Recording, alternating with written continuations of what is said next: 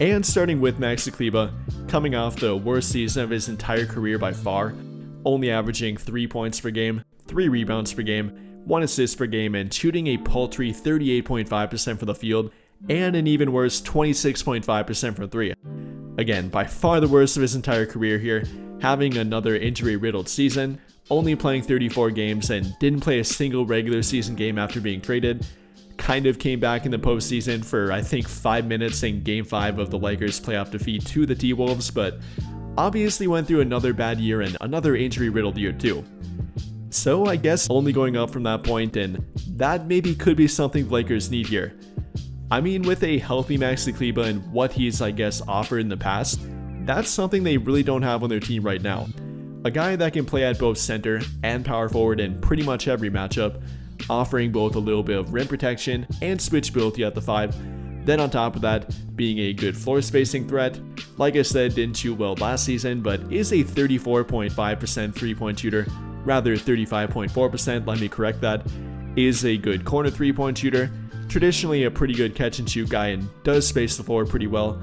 When he's at the 5, he really stretches the floor and brings that opposing big man away from the rim, often helping Luka Doncic, and that's why they played well together and have played together for so long at this point. That might be something that we're not factoring in here.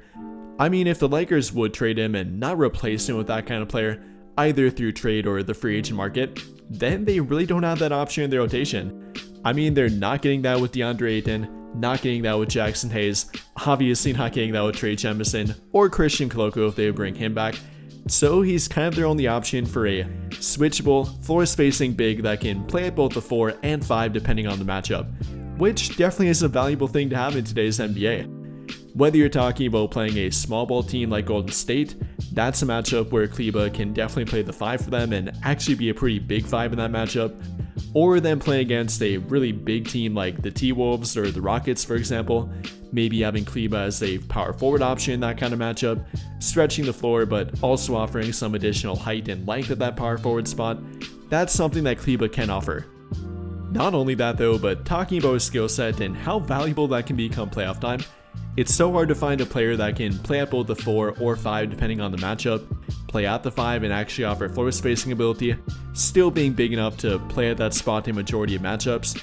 That's something that really can't be overlooked here with Maxi Kleber.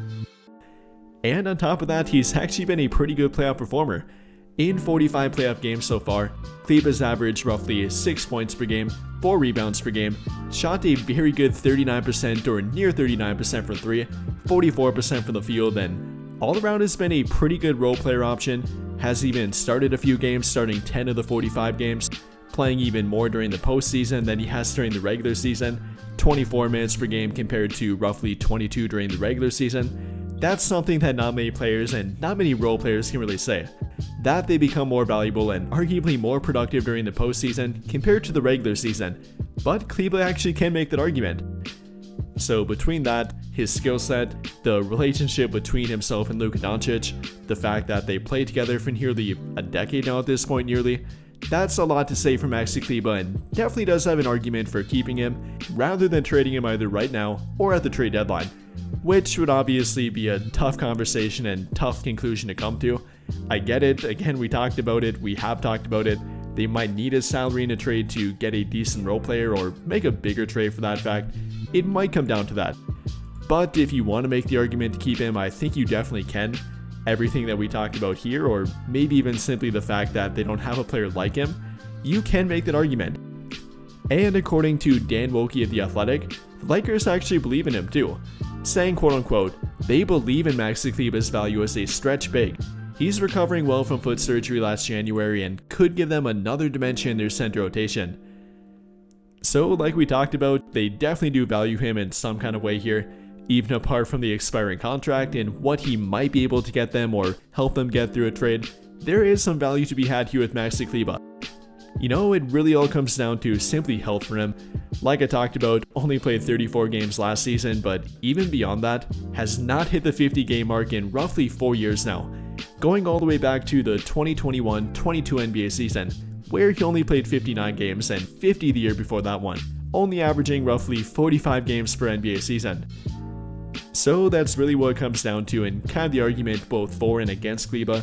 the fact that he hasn't really been able to stay healthy, though he is pretty productive and can be a very versatile option if he is healthy. That's kind of what it comes down to and the decision they have to make with him.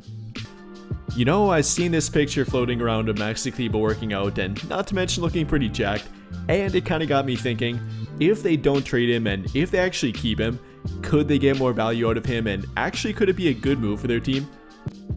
But I think that'll pretty much do it for this one, and if you enjoyed the video, then I would greatly appreciate it if you dropped a like, subscribe to the channel if you have not already, and hit that notification bell to never miss out when I upload a video. But as always, thank you for watching and have a great day or night.